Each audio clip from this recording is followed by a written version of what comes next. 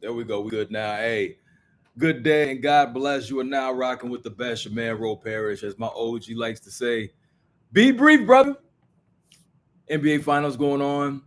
The Mavericks won a game and give us a little bit more hoops, but that's not what's important right now.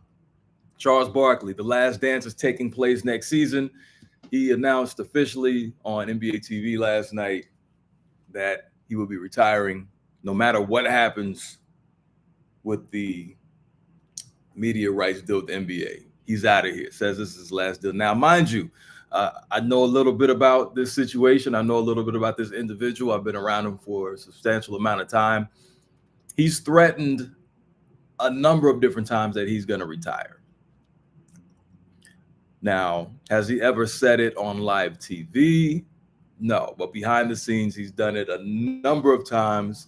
Said he's going to retire. Originally, he always said he wasn't going to work past 60. You know how old he is. He's still working.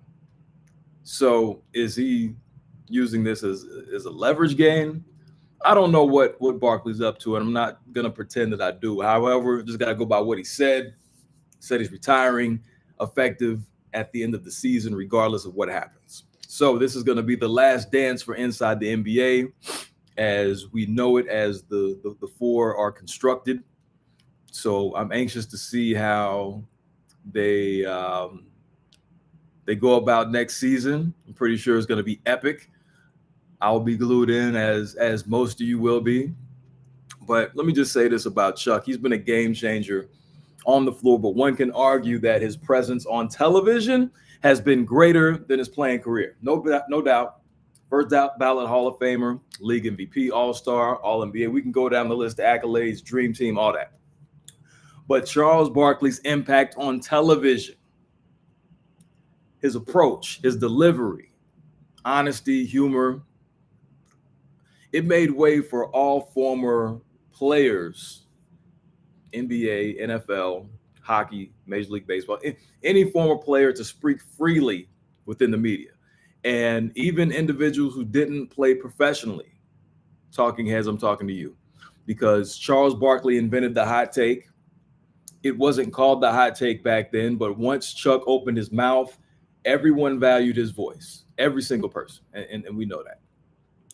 So not do former athletes owe Chuck a debt of gratitude, but journalists, media personalities, on-air pundits who were once confined to print were now given an opportunity to be seen on camera on a daily basis, giving their opinion, which is something that we didn't always traditionally see before Barkley got on air. So whether we're talking about Skip Bayless and Stephen A., Mike Wilbon, Tony Kornheiser, whose PTI debuted after Barkley went on air at TNT, and hundreds upon hundreds of others owe Charles Barkley a debt of gratitude. Now, I worked with Chuck for 6 seasons.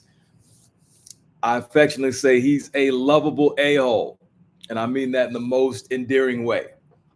He knows that. Sometimes he responds to my texts. Sometimes he doesn't. Sometimes he answers my calls. Sometimes he doesn't. But I love that man to life. Great dude. He's cussed me out in front of my family. And then we laugh about it afterwards. He's the best. I am honored to say I worked with him for those 6 seasons, and we had a lot of good times. So, Chuck, like I said, I don't know if this is leverage, but we thank you for everything that you provided on the floor and off the floor. Oh, and by the way, the accolades off the floor are crazy as well. All the Emmys, all the notoriety, and of course the contracts that he signed. Yeah, he was about that paper, Jack. So Barkley, salute to you. Yeah, you owe me a cigar and a beverage or two.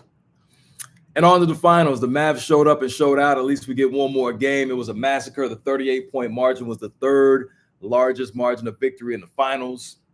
Luka showed up, didn't whine and complain to the refs.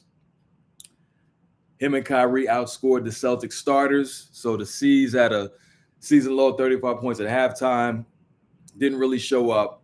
Didn't matter. We get More basketball, and that's all that matters. So we know elimination games, that's where Luka doesn't disappear. So we do get a game on Monday, but can the Mavericks make history?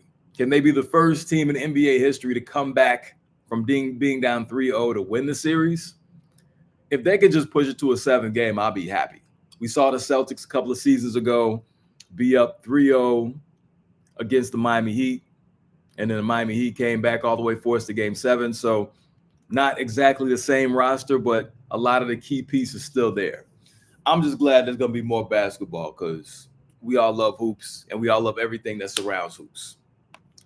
Well, that's my time. And as my OG says, be brief, brother. That's all I got. Love, respect, salute.